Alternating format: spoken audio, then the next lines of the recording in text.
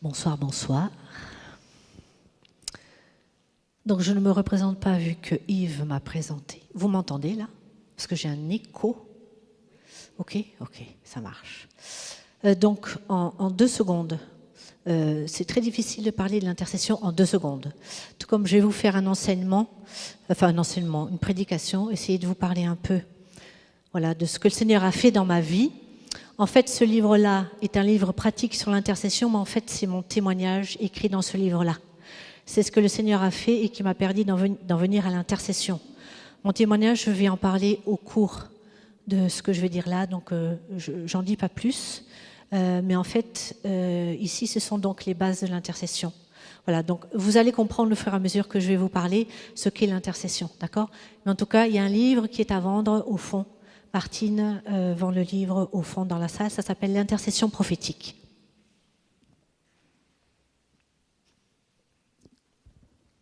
Alors pour vous parler un peu d'intercession prophétique, dans l'intercession prophétique, je mêle aussi la guérison parce que ça en fait partie. Quand j'ai préparé ce temps ce soir, j'ai demandé au Seigneur ce qu'il voulait que je dise. Et il y a trois choses qui sont venues dans la prière. Ce que je recevais, il fallait que je parle de Jésus, de l'Esprit Saint et de la protection. Les 3 choses que je voudrais parler ce soir. Et pour parler de ces 3 choses, le Seigneur m'a dit « Creuse l'évangile de Luc et l'évangile des Actes des Apôtres ». Donc je me suis plongée dans l'évangile de Luc et des Actes des Apôtres. Vous savez que donc, Luc était médecin. Il était médecin. Nous parlons de guérison ce soir. Il était médecin. Et lui, ce qui lui a plu, c'est d'entendre, de savoir que Jésus, le médecin des médecins, venait guérir. Et que ce soir encore, le médecin des médecins vient guérir ce soir. Amen. Donc, Luc. Et je prends aussi les Actes des Apôtres parce que la tradition nous dit que c'est Luc qui a écrit aussi les Actes des Apôtres. D'accord ? Donc, vous allez voir, dans Luc, comme dans les Actes des Apôtres, Jésus, l'Esprit Saint et la protection, ça se retrouve partout dans ces 2 livres-là. Donc, je vais commencer par prendre un passage biblique dans Luc.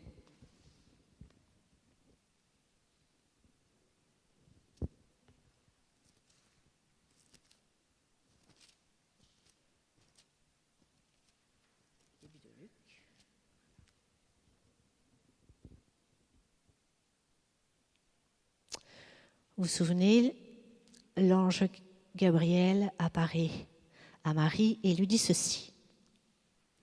En Luc au chapitre 1, verset 31. « Voici que tu concevras dans ton sein et enfanteras un fils et tu l'appelleras du nom de Jésus. »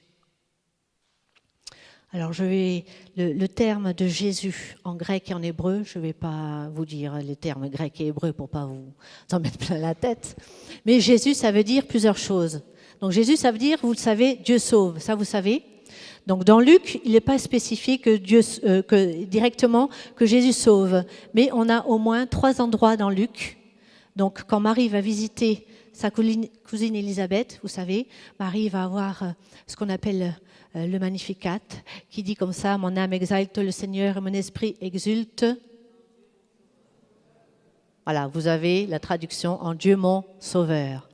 Dans un autre partie, donc Zacharie, vous connaissez Zacharie, donc il y a eu la visite de l'ange. Et donc Zacharie ne va pas croire ce que l'ange va lui dire.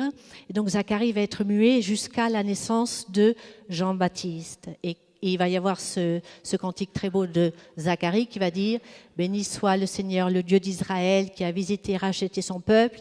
Il a suscité un puissant sauveur dans la maison de David. » Et un dernier endroit, donc le jour de la nativité, vous savez, les anges vont apparaître au berger. Et qu'est-ce qu'ils vont dire au berger ? Aujourd'hui, vous est né un... Amen. Donc dans un concentré en Luc, vous savez que Jésus, ça veut dire sauveur, d'accord ? Et ce terme de sauveur, de Jésus sauve, est plus large que quand on dit que Dieu sauve. On pense, nous, quand on sera sauvés, on sera tous sauvés, on sera tous dans l'éternité, d'accord ? Mais Dieu sauve aujourd'hui. Mais c'est bien plus large que ça. Le terme sauver ou salut en grec et en hébreu, ça signifie la guérison. Ça signifie la délivrance. Ça signifie la protection. Ça signifie la prospérité. C'est j'allais dire les 4 grands termes généraux, d'accord? La guérison, la délivrance, la protection et la prospérité. À partir du moment où vous dites Jésus, c'est la guérison qui vient, c'est la délivrance qui vient, c'est la protection qui vient et c'est la prospérité qui vient, d'accord? Donc Jésus nous sauve. À partir du moment où on dit Jésus, c'est-à-dire Jésus nous guérit, Jésus nous délivre, Jésus nous rend prospère ou Jésus nous... Merci, ça va vous suivre. Amen.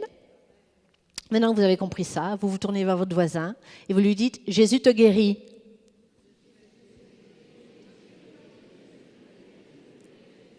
Amen. Jésus te délivre.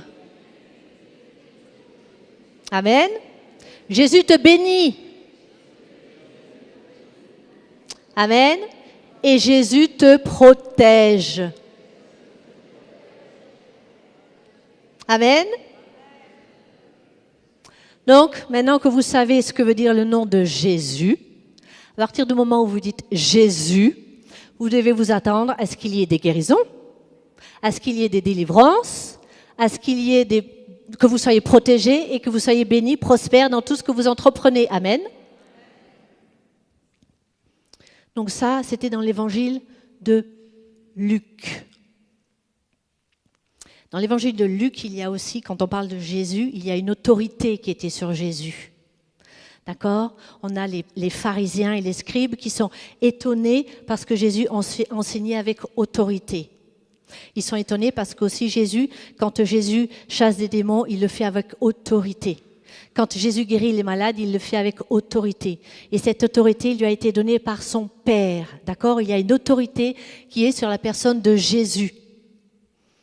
Et cette autorité, elle a été donnée aux disciples, aux apôtres. D'accord? Et donc je vais parler maintenant des actes des apôtres.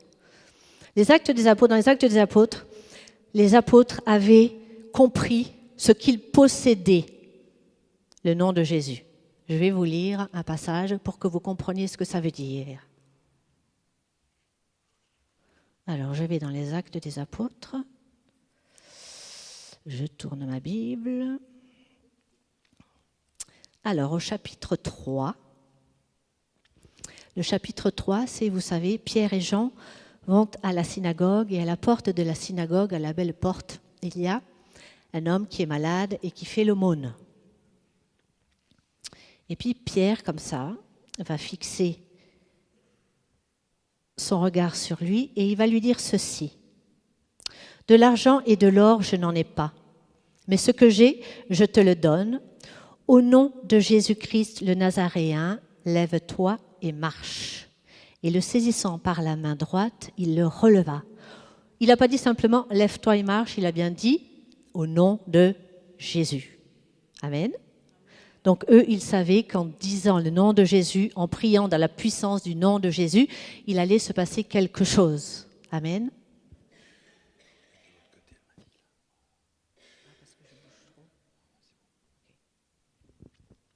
Amen. Et donc Pierre et Jean, ils disent comme ça, de l'or et de l'argent, je n'en ai pas, mais ce que j'ai, je te le donne. Donc ils savaient ce qu'ils possédaient, un trésor bien plus précieux que l'or et l'argent, c'est-à-dire le nom de Jésus. Amen. Donc je continue la petite histoire avec Pierre et Jean. Alors, il y a une guérison, donc les gens sont étonnés de cette guérison. Et Pierre leur dit comme ça. Qu'avez-vous à nous regarder comme si c'était par notre propre puissance ou grâce à notre piété que nous avons fait marcher cet homme? Non, c'est par la foi en son nom à cet homme que vous voyez et connaissez ce nom même a rendu la force et c'est la foi en lui qui, devant vous tous, l'a rétabli en pleine santé. Donc, c'est la foi au nom de Jésus qui a guéri cet homme. Amen. Et donc, à la fin, les pharisiens vont être eux aussi étonnés, puis ils vont faire comparaître Pierre et Jean, et puis ils vont leur poser des questions, et en particulier une question. Par la puissance et par le nom de qui avez-vous fait cette guérison? Par la puissance et par le nom de qui avez-vous fait cette guérison? Donc, les pharisiens considèrent que pour avoir une guérison, il faut que ça se fasse par la puissance et par les deux choses. Pourtant, les pharisiens n'étaient pas disciples, mais eux, ils savaient qu'il fallait une puissance et un nom pour faire une guérison. Amen. Donc, cette puissance et ce nom de Jésus a été donné aux apôtres. Ils savaient ce qu'ils possédaient. Cette autorité et ce nom nous a été donné. Et pour comprendre ça, je vais juste vous donner un petit exemple de ce qui m'est arrivé. Pour comprendre que le nom de puissant est Jésus. Le nom de Jésus est puissant. Et en même temps, prendre un terme, vous savez, je vous ai dit que le nom de Jésus, ça veut dire guérison, délivrance, protection et prospérité. Donc, je vais lier le nom à la protection d'un exemple qui m'est arrivé. Je venais d'apprendre qu'une personne de ma famille était très malade. Donc, je suis allée visiter cette personne-là. J'ouvre juste une parenthèse en vous disant ceci. Donc, étant intercesseur, donc on intercède beaucoup pour les gens qui sont malades. Mais je n'avais pas reçu de la part de Dieu d'intercéder pour la guérison de cette personne. Je voudrais que vous compreniez ceci. Ce n'est pas parce qu'on prie pour une personne que la personne va être guérie. Amen. C'est Dieu qui, par sa puissance, guérit ou pas la personne selon sa volonté à lui. Mais si le Seigneur ne guérit pas les personnes maintenant, c'est que lui, il a un plan pour cette personne. Amen. Donc moi, j'avais reçu de la part de Dieu que je ne devais pas prier pour la guérison de cette personne, mais pour que cette personne puisse vivre le traitement qu'elle allait avoir médicalement parlant, qu'elle puisse bien le vivre. Amen. Ce qui était différent. Vous comprenez la différence? Donc moi, je devais aller visiter cette personne pour être auprès d'elle et pour lui permettre de vivre donc le traitement médical qu'elle avait à vivre. Donc, j'avais pas de travail à ce moment-là. Et du coup, c'était une grâce pour moi et une grâce pour cette personne que je n'ai pas de travail parce que j'ai pu aller visiter cette personne. Donc, je devais faire 50 km par jour. Et donc, au bout d'un mois, vous savez, quand vous allez visiter quelqu'un qui est malade, c'est très lourd. Donc, je commençais à être un peu épuisée. Et tous les matins, avant de me lever, je faisais cette prière. Je disais, Seigneur, dans ton nom puissant, je te demande de me protéger durant cette journée pour que je n'ai aucun problème dans mes allers et retours pour aller visiter cette personne parce que cette personne avait besoin de moi. Donc, tous les matins, je faisais cette prière. Et puis, j'arrive à l'hôpital et puis la personne me dit, mais tu sais, je vais être transférée à un autre hôpital. Et cet hôpital, il fallait faire 300 km pour aller la visiter. Je dis, Seigneur, là, ça ne va plus être possible. Mais je savais que le Seigneur m'avait dit qu'il fallait que je sois auprès de cette personne. Donc, je rentre de l'hôpital et en rentrant de l'hôpital, j'arrive chez moi et je passe un petit passage à niveau, comme ça, il y avait une petite bosse comme ça. Et je m'arrête juste devant le passage à niveau parce qu'une autre voiture tournait à gauche. Il y a une voiture qui arrive derrière moi et elle m'est rentrée dedans en plein à l'arrière de la voiture. Donc, je me suis pris un coup ici dans les cervicales et l'arrière de la voiture était complètement embouti. Ce qui voulait dire que plus possible de prendre la voiture pour aller visiter la personne à l'hôpital. Donc, vous auriez pu me dire que qu'est-ce que le Seigneur fait? Je lui ai demandé ma protection, j'ai prié, qu'est-ce qu'il fait? Moi, j'étais dans cette situation-là, j'amène la voiture chez le garagiste et le garagiste me dit, vous savez, je peux vous prêter une voiture, mais vous ne pourrez pas faire 300 km avec cette voiture-là. Je lui dis, écoutez, prêtez-la moi toujours. Et puis, le garagiste me dit, écoutez, je vais faire le maximum pour que vous ayez votre voiture dans les meilleurs délais. Et puis, il m'appelle et me dit comme ça, mais vous savez, madame, heureusement que vous m'avez amené votre voiture. Parce qu'en fait, la voiture avait, alors les termes techniques, je suis désolée, je ne sais pas s'il y a des mécaniciens dans le coin, mais il y avait une courroie qui allait sauter. C'est-à-dire que si j'avais pris ma voiture en faisant mes 300 km sur l'autoroute, en fait, j'aurais eu un très grave accident. Et le garagiste m'avait dit, si vous étiez sur l'autoroute, c'était arrivé, eh ben, peut-être que vous y seriez passé aussi. Donc, en fait, le Seigneur m'avait protégée. Vous êtes d'accord avec ça? Parce que moi, je ne savais pas que ma voiture avait un autre problème technique. Donc, il m'a doublement protégé puisqu'il m'a dit, ben, heureusement qu'il vous est arrivé ça, sinon vous partiez et puis c'est vous qui aviez un grave accident. Amen. Donc, le nom de Jésus protège. Amen. Je continue. Donc, ce nom de Jésus a été donné aux apôtres, dans les actes des apôtres, ok. Mais nous sommes aussi, nous tous, disciples de Jésus, ok. Donc, étant disciples de Jésus, étant baptisés, nous sommes héritiers et co-héritiers du Christ, nous dit la parole de Dieu. Donc, nous avons le même héritage que Jésus, c'est-à-dire que nous avons cette puissance, cette autorité qui était sur Jésus et que nous pouvons utiliser comme les apôtres la puissance du nom de Jésus. Amen. Donc, chacun, sur votre propre vie, vous pouvez prier dans le nom puissant de Jésus quand il vous arrive quelque chose. Et l'apôtre Paul nous dit que tout ce que vous dites, tout ce que vous faites, que ce soit toujours au nom de Jésus. Amen. Donc moi, c'est très simple. Quand j'ai un courrier très important à envoyer, je fais mon courrier, je vais à la poste, je mets mon courrier dans la boîte aux lettres et je dis dans le nom puissant de Jésus que ce courrier arrive à bonne destination, qu'il ne soit pas perdu ou pris par une autre personne. Amen. Comme ça, je sais que ce courrier arrive à bonne destination. Je dois prendre le train. Je dis au Seigneur, écoute, qu'il n'y ait aucun problème technique dans le nom puissant de Jésus, que mes bagages soient protégés dans le nom puissant de Jésus et que je sois moi-même protégée dans le nom puissant de Jésus. Amen. Donc, vous pouvez tous utiliser le nom de Jésus pour votre propre vie. Amen. Et bien plus pour votre famille. Si vous avez des enfants et que vous pensez que vos enfants ont quelques difficultés à l'école, vous pouvez aller dans leur chambre et prier pour vos enfants dans le nom puissant de Jésus pour qu'ils soient protégés. Amen. Alors pour comprendre qu'on a un héritage dans les cieux, je vais vous raconter une histoire qu'un pasteur nous avait racontée.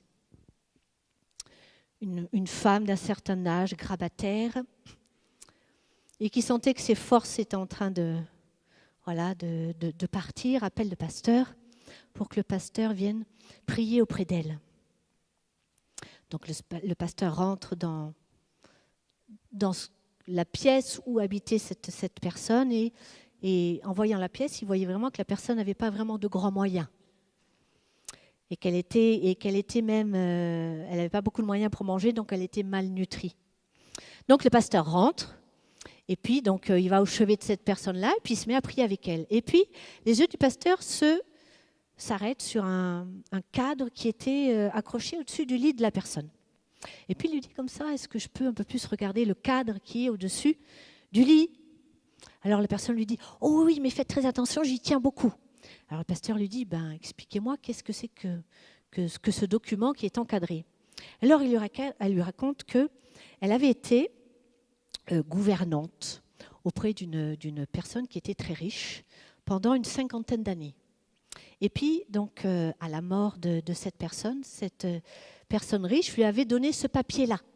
Et donc, elle a été tellement contente d'avoir quelque chose de cette personne qu'elle avait encadré ce document. Sauf que cette personne-là ne savait pas lire. Et savez-vous ce qu'était ce document? C'était un testament qui lui léguait une maison, des biens, de l'argent. Mais elle ne le savait pas. Alors le pasteur a tout fait pour qu'elle récupère ses biens. Bon, je vous raconte cette histoire, pourquoi? Parce qu'on a un héritage dans les cieux et on ne le sait pas et on ne prend pas cet héritage. Amen. Et cet héritage, c'est la puissance du nom de Jésus qui vous a été donné à chacun. Amen. Alors, je vais vous faire un acte pour que vous preniez cet héritage maintenant dans le nom puissant de Jésus. C'est très simple. Vous considérez que les cieux sont au-dessus, là-haut. Et vous allez mettre votre main dans les cieux et vous allez dire dans le nom puissant de Jésus, je prends cet héritage maintenant dans le nom puissant de Jésus et je le garde. Amen. Donc maintenant, vous avez un super héritage. Mais maintenant, il suffit d'agir et d'utiliser cet héritage qui vous est donné dans le nom puissant de Jésus. D'accord? Il va falloir que vous agissiez dans votre propre vie. Il va falloir bouger maintenant. Maintenant que vous avez cet héritage, ils vont vous en servir. Amen. Donc ça, c'était... On a déjà parlé de Jésus, de la protection. D'accord? On va parler maintenant du troisième élément qui est l'Esprit Saint. Ça, c'est mon pote. Vous connaissez l'Esprit Saint? J'aime beaucoup l'Esprit Saint. Alors, dans l'évangile de Luc, je reviens dans l'évangile de Luc, bien sûr. Donc, dans l'évangile de Luc, l'Esprit Saint, il est très présent. Donc, au baptême de Jésus, d'accord? Vous connaissez tous le baptême de Jésus. Donc, Jésus se fait baptiser, les cieux vont s'ouvrir et l'Esprit Saint va descendre sous une forme de colombe, d'accord? Donc, je vais vous prendre un autre moment dans Luc où on parle de l'Esprit Saint. Donc, je ne vais pas tous les prendre parce que sinon, je pense qu'on pourrait en parler beaucoup. Donc, après, Jésus est poussé par l'Esprit 40 jours au désert. Et puis ensuite, il revient donc, avec la puissance de l'Esprit dans son ministère. Et puis, il se rend à la synagogue. Et à la synagogue, on va lui donner donc un rouleau, vous savez, pour lire les Écritures. Et il tombe sur ce passage où il est écrit « L'Esprit du Seigneur est sur moi parce qu'il m'a oint pour porter la bonne nouvelle aux pauvres. Il m'a envoyé annoncer aux captifs la délivrance et aux aveugles le retour à la vue, renvoyer en liberté les opprimés, proclamer une année de grâce du Seigneur. L'Esprit du Seigneur est sur moi parce qu'il m'a oint. » D'accord? Donc, comprenons que Jésus n'a accompli tout ce qu'il a accompli sur la terre parce qu'il était oint par la puissance de l'Esprit. S'il n'était pas oint par la puissance de l'Esprit, il n'aurait pas accompli tout ce qu'il a accompli. Amen. Donc, la puissance de l'Esprit a accompli Jésus donc, de sa naissance, puisque la puissance de l'Esprit est venue sur Marie et qu'il a été conçu par l'Esprit Saint, jusqu'à aujourd'hui. La puissance de l'Esprit a accompagné Jésus jusqu'à maintenant, jusqu'à la mort et la résurrection. Et après, quand il a enseigné ses disciples après la résurrection, et qu'est-ce qui s'est passé pour les disciples? Ils ont été oints eux aussi. Donc, on va aller dans les actes des apôtres. D'accord? Et qu'est-ce qui s'est passé à la Pentecôte? La puissance de l'Esprit est venue sur les actes des apôtres et ils ont reçu eux aussi la puissance de l'Esprit. Amen. Comprenons que cette puissance, nous la recevons tous quand nous sommes baptisés, puisque le baptême de Jésus est prémisse de notre baptême. C'est-à-dire qu'à partir du moment où nous sommes baptisés comme pour Jésus, les cieux s'ouvrent et la puissance de l'Esprit vient sur nous. Donc, cette puissance, elle est tous en nous, elle est tous sur nous. Et donc, nous avons, comme Jésus, cette capacité, dans la puissance de l'Esprit, de faire des guérisons, de faire des miracles, de faire des signes et des prodiges dans la puissance de l'Esprit qui nous est donné à nous aussi. Amen. Donc, Jésus, en fait, s'est laissé guider par la puissance de l'Esprit. Les actes des apôtres se sont laissés guider par la puissance de l'Esprit. Alors, dans les actes des apôtres, il y a plein d'exemples où on pourrait parler de la puissance de l'Esprit qui agit. Je vais vous en donner quelques-uns, mais comme ça en passant, vous avez par exemple, vous savez, je bois un coup.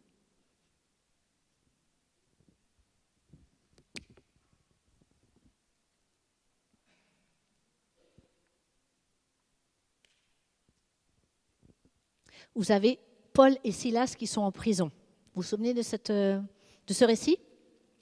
Paul et Silas sont en prison, donc il fait nuit, donc ils sont prisonniers, ils sont enchaînés, les portes de la prison sont fermées, il y a un gardien devant la porte, et ils se mettent à louer Dieu, et tout d'un coup, il y a un tremblement de terre, le même mot qui est employé à la Pentecôte.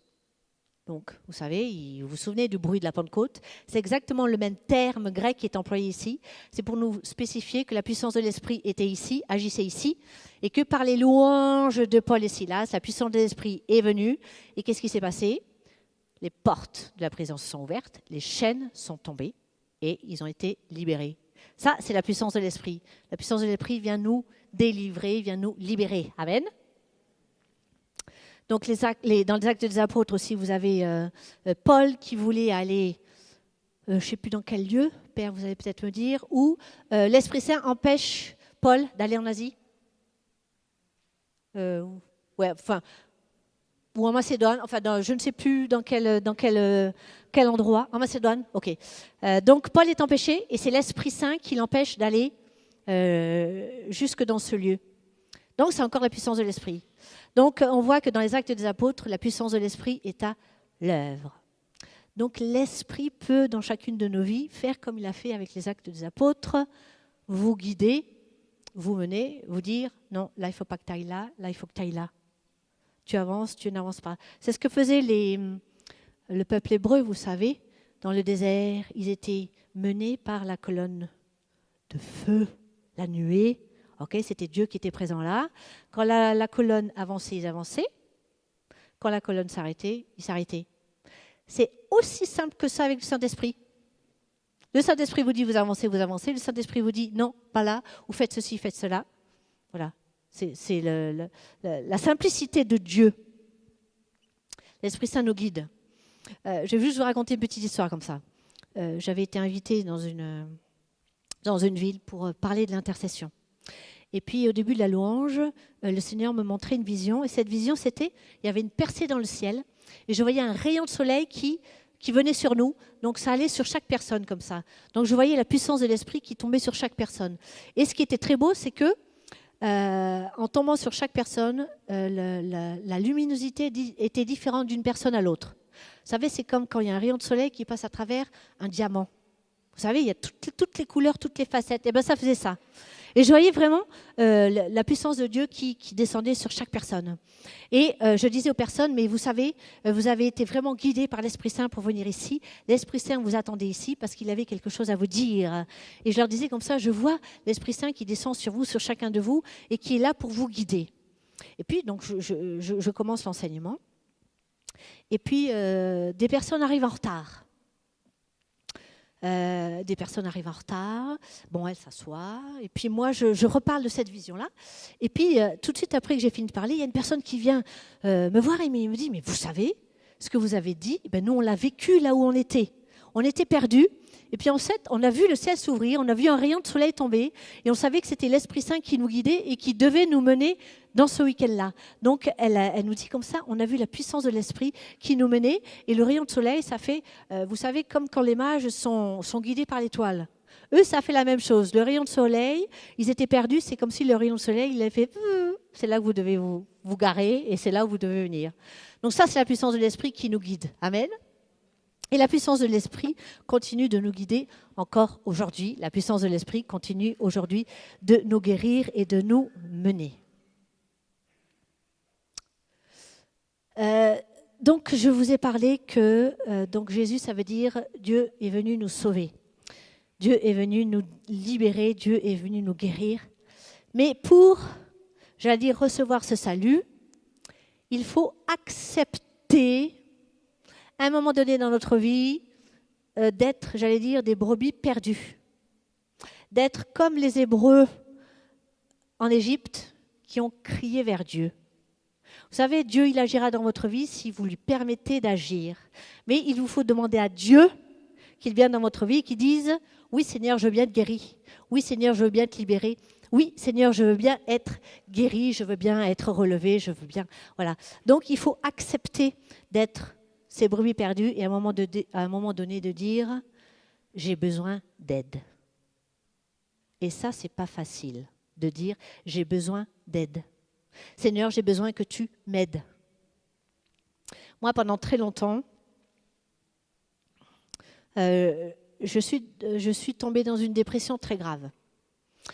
Morbide, mortelle, vous mettez le mot que vous voulez. J'étais proche de la mort. Mon état était tel que j'avais tout lâché. J'avais lâché l'église, j'avais lâché la foi, j'avais tout lâché. J'ai dit au Seigneur, vu mon état, de toute façon, tu fais rien, tu me guéris pas, tu fais rien, donc j'abandonne tout. Et puis, je me trouvais dans mon appartement, et puis mes voisins d'à côté avaient mis la musique à fond. Donc, je vais frapper à leur porte. C'était 2 hommes qui étaient là, naïfs. Ils me disent « rentrez, rentrez ». Donc moi, je rentre. Et puis, ils se mettent à parler, ils commencent à boire. Et puis, il y en a un qui commence à vraiment bien boire. Et puis, à un moment donné, il me regarde comme ça. Et puis, il commence à me parler de tout ce qu'il faisait dans la vie, qui était, enfin, de vie de débauche, quoi. Puis, à un moment donné, il pointe son doigt comme ça, il me dit, « Toi, t'es chrétienne !» Je n'avais pas du tout parlé de ma foi. Et puis, moi, « Toi, t'es chrétienne !» Et puis, il s'avance vers moi, il me lève comme ça, il me plaque contre le mur. J'avais les pieds qui touchaient plus le sol. Et là, ce n'est pas moi qui ai parlé, mais je sais que Dieu était présent. J'entends dans le nom puissant de Jésus, dégage. Et le gars, il a fait 8. Pouf. Ben voilà, moi, je ne savais vraiment pas ce qui m'arrivait. Moi, j'avais quitté la foi, j'avais quitté tout ça. Et donc, j'ai ouvert la porte de l'appartement dans lequel j'étais et je suis retournée chez moi. Bon, j'avais les jambes qui faisaient comme ça. Je me suis dit, qu'est-ce qui m'arrive ? Et là, j'ai vraiment compris ce qui se passait. Dieu m'a parlé en me disant, moi je suis là à côté de toi, il t'arrive quelque chose là, je suis là à côté de toi.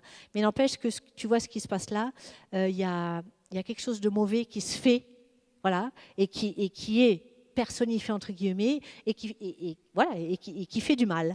Et il m'a dit, tu vois, le nom, mon nom, c'est ça. Ça te protège, ça te guérit, ça te sauve.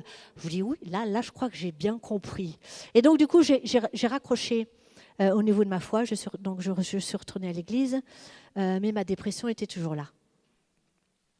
Et des amis arrivent et me disent « Oh, il y a une super convention, tu devrais venir avec nous et tout ça. » Moi, je retrouvais à peine la foi, j'allais dans l'église, mais ma foi, elle était plutôt morte. Ils me disent « Il faut absolument que tu viennes et tout ça. » Donc, bon, d'accord, j'y vais, je viens avec eux. Et puis, j'arrive, donc c'était une grande convention, il y avait je ne sais pas combien, 2000 personnes, et il y avait plein de louanges. Moi, je n'étais pas du tout habituée à ça, tous les gens levaient les bras et tout ça, et moi j'étais comme ça, complètement bloquée, je pouvais à peine faire ça pour lever les mains, la louange, j'étais morte, il n'y avait pas de joie en moi. Et puis, je leur dis, écoutez, oui, d'accord, c'est très gentil ça, mais c'est vraiment pas pour moi. Et puis, de toute façon, je leur dis, de toute façon, j'ai beau aller demander la prière, ça ne marche pas. Sauf que ce que je n'avais pas compris, c'est que j'annulais la prière quand on me donnait la guérison. Alors, pour que vous compreniez, vous savez, des fois, parfois, moi j'arrivais, je demandais la prière, voilà, j'avais reçu ma prière, puis je tournais à ma place et je disais, de toute façon, ça ne sert à rien. Bah oui, si ça ne sert à rien, ben, je n'aurai pas ma guérison. Vous comprenez ce que je veux dire ?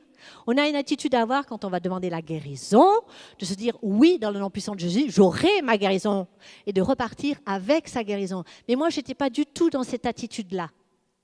Parce que, voilà, c'était pas mon temps. Mais en tout cas, je disais, non, de toute façon, ce n'est pas la peine que je demande la prière, de toute façon, je ne serai pas guérie. Et puis mes amis reviennent l'année suivante et me disent « Allez, viens, viens, viens ».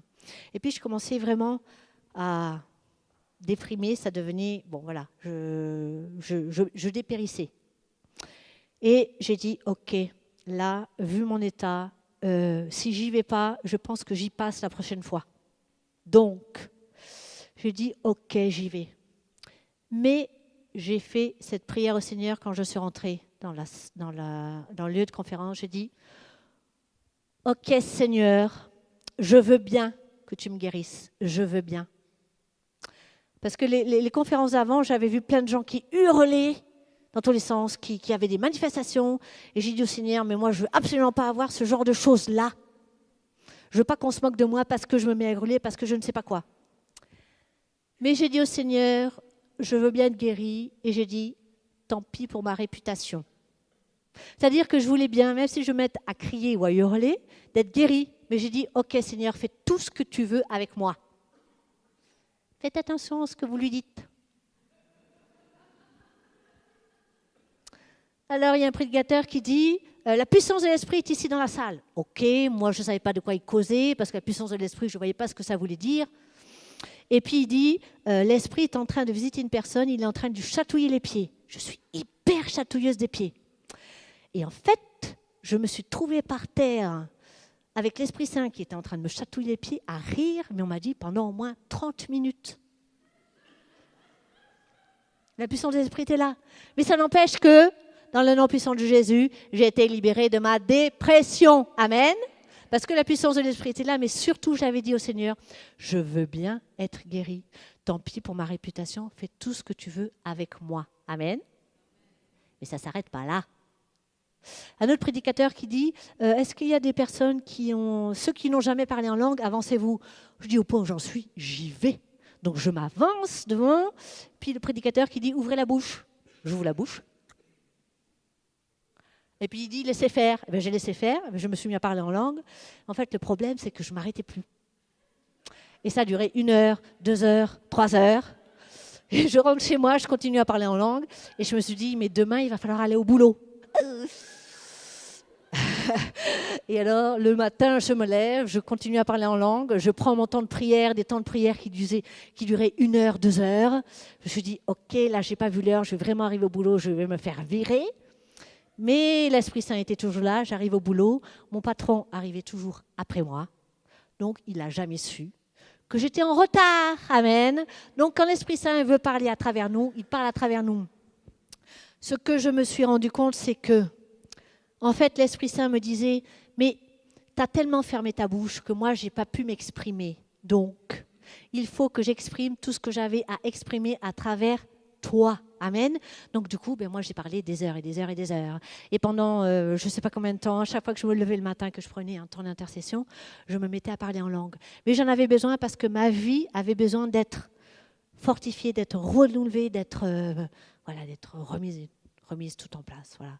Donc ça, c'était la puissance de Dieu qui était à l'œuvre en moi. Et après donc avoir été... Ah non, j'ai pas fini. Après avoir parlé en langue, il y a un prédicateur qui dit avancez-vous parce que la puissance de l'Esprit va venir. La puissance d'amour, de sagesse et de force. C'était les 3 mots. Donc, si vous voulez recevoir la puissance d'amour, de sagesse et de force, avancez-vous. Moi, j'ai dit, je continue. Donc, je m'avance une 3e fois. Et puis, en fait, le Seigneur m'a montré une vision. Je n'avais jamais eu de vision. Il m'a montré mon cœur. Mon cœur était enchaîné, complètement enchaîné. Et le Seigneur me dit, ça, la puissance de l'Esprit va faire sauter les chaînes. Et j'ai vu, paf, toutes les chaînes qui sautaient comme ça. Et je me suis retrouvée par terre dans la puissance de l'Esprit. Et voilà, la puissance de l'Esprit était là et a fait sauter toutes les chaînes. Donc, le Seigneur voulait me dire, tu vois, la puissance de l'Esprit, elle est là, elle agit à travers toi pour te montrer que par la puissance de l'Esprit, tu peux aussi agir à travers les autres et pour les autres. Amen. Donc, après avoir vécu ça, le Seigneur m'a permis de rencontrer une personne que vous connaissez peut-être qui s'appelle le Père Guy Lepoutre et qui m'a donc permis d'aller dans un groupe de prière. Dans ce premier groupe de prière, j'ai eu la chance de rencontrer donc une personne qui m'a enseigné ce que signifiait le nom de Jésus. Et me dit, maintenant que tu as eu ta guérison, il faut la garder. Et comment garder sa guérison si ce n'est en priant dans le nom puissant de Jésus pour être protégé. La dépression, dans la dépression, on prend de très mauvaises habitudes. Moi, dans la dépression, ma dépression était telle que j'étais assise toute la journée sur mon lit, j'étais pas capable de faire quoi que ce soit. J'étais anéantie, j'étais morte. Quand je devais prendre le téléphone pour appeler quelqu'un, j'étais paralysée, je ne pouvais pas parler. Quand je devais prendre un micro et que je devais parler devant les gens, j'étais paralysée, je ne pouvais pas parler. Donc, il me fallait, en fait, par la puissance de l'Esprit, dans le nom puissant de Jésus, garder absolument ma guérison. Et qu'avec la guérison, tout, les effets secondaires, toutes les mauvaises habitudes, tout était parti avec. Donc, dès que je sentais que je reprenais une mauvaise habitude, vous savez, vous fermez, voilà, vous enfermez comme ça, je me levais et je disais non, dans le nom puissant de Jésus, j'ai ma guérison et je la garderai. Amen. Et donc, quand vous avez été guéri, que ce soit une guérison minime, j'allais dire, une guérison intérieure, une guérison physique, une guérison morale, une guérison psychologique, vous devez prendre autorité et garder votre guérison et demander la protection. Alors, pour parler, j'ai encore combien de temps? Il est où, Yves? 5 minutes? Ok. Donc, pour garder la guérison, vous avez plusieurs moyens. Donc, vous pouvez prier dans le nom puissant de Jésus et demander d'être protégé pour garder cette guérison. Vous avez un autre moyen que j'enseigne dans l'intercession. Dans l'intercession, on parle de notre vie en termes de territoire. D'accord? Donc votre propre vie, c'est tout un territoire. Pourquoi? Parce que votre vie, c'est très large. Je parle de vie spirituelle, je parle de vie professionnelle, je parle de vie médicale, je parle de vie financière, je parle de vie relationnelle, je parle de vie émotionnelle. C'est large votre vie, d'accord? Ce n'est pas juste restreint à ce que vous voyez là, c'est vachement plus large. Donc moi, je parle en termes de territoire, d'accord? Et donc, j'essaie d'expliquer aux gens que vous devez protéger votre territoire, tout ce qui vous appartient. Votre travail, vos finances, vos enfants appartiennent à Christ, votre famille appartient à Christ. Tout cela, vous devez le protéger dans le nom puissant de Jésus. Et donc, spirituellement parlant, vous pouvez établir autour de votre territoire des murailles de protection. D'accord ? Comme les murailles qu'il y avait à Jérusalem. Comme vous allez dans tout ce qui est fortifié, vous voyez, il y a des murailles. Et donc, tout simplement, vous dites, dans le nom puissant de Jésus, je demande que des murailles de protection soient établies autour de moi et de tout ce qui m'appartient, pour ne pas qu'on me le vole, que ce soit votre santé, vos finances, votre travail. Amen. Donc ça, c'est un deuxième moyen pour vous protéger. Et le dernier moyen pour vous protéger, donc si vous avez une Bible chez vous, vous pourrez ouvrir la Bible à Éphésiens 6, 14 à 17, ce qu'on appelle l'armure de Dieu. Donc, revêtir l'armure de Dieu. Demandez au Seigneur de vous revêtir l'armure de Dieu. Donc, vous prenez la parole, c'est très simple. Vous dites comme ça, dans le nom puissant de Jésus, je revêts la ceinture de la vérité. Et vous faites le geste de vous revêtir de la ceinture de la vérité. Dans le nom puissant de Jésus, je revêts la cuirasse de la justice. Bon, je ne peux pas le faire, mais vous revêtez la cuirasse de la justice. Dans le nom puissant de Jésus, je revêts les sandales du zèle de l'évangile et vous les revêtez. Dans le nom puissant de Jésus, je revêts le bouclier de la foi et vous faites le geste de prendre le bouclier de la foi. Dans le nom puissant de Jésus, je revêts le casque du salut et vous revêtez le casque du salut. Et la dernière, dans le nom puissant de Jésus, je vous demande que la parole de Dieu, l'épée d'esprit, me soit donnée pour que vous puissiez vous défendre par la parole de Dieu. Amen. Bon, ça, c'est des petits moyens que je vous donne. Mais le Seigneur pourra vous en donner d'autres. Le Seigneur pourra vous donner d'autres armes pour être protégé. Mais comprenez que vous avez les moyens maintenant, d'accord, de prier pour votre propre vie, d'accord. Dans le nom puissant de Jésus, il vous arrive une tuile. N'attendez pas un mois pour venir à l'AIMG pour qu'on prie pour vous. Vous comprenez ce que je veux dire? Maintenant, vous avez une autorité et un nom qui vous est donné pour prier pour ça. Amen? Je termine juste. Une question à chacun. Vous pouvez fermer les yeux. Dites-vous, qu'est-ce que tu veux que Jésus fasse pour toi ce soir? Qu'est-ce que tu veux que Jésus fasse pour toi ce soir? Dans la vision qu'on avait quand on priait avec tous ceux d'ici, je voyais que tombaient du ciel des cadeaux. Donc le Seigneur a en réserve pour vous des cadeaux ce soir. Ce sera peut-être une guérison, ce sera peut-être une fortification, ce sera peut-être une conversion, rencontrer Jésus, ce sera peut-être la puissance de l'Esprit qui vous sera donnée, un travail, une difficulté qui sera résolue. Donc des cadeaux sont pour vous dans les cieux. Mais qu'est-ce que vous voulez que Jésus fasse pour vous ce soir? Qu'est-ce que vous voulez qu'il vous donne ce soir? Voilà, je vous laisse avec ça. Et je ne sais pas si peut-être Jean-Paul, il est par là, s'il peut nous jouer quelque chose. Juste de la guitare. Pour permettre à chacun, voilà, dans votre cœur, qu'est-ce que vous voulez que Jésus fasse pour vous ce soir? C'est entre vous et Dieu maintenant. Que Jésus vienne vous visiter maintenant. Et que vous puissiez lui dire ce que vous voulez ce soir. Je ne peux pas répondre à votre place. Ceux qui sont ici non plus. Personne ne peut répondre à votre place. Il n'y a que vous qui puissiez répondre. C'est entre vous et Dieu. Qu'est-ce que tu veux que Jésus fasse pour toi ce soir?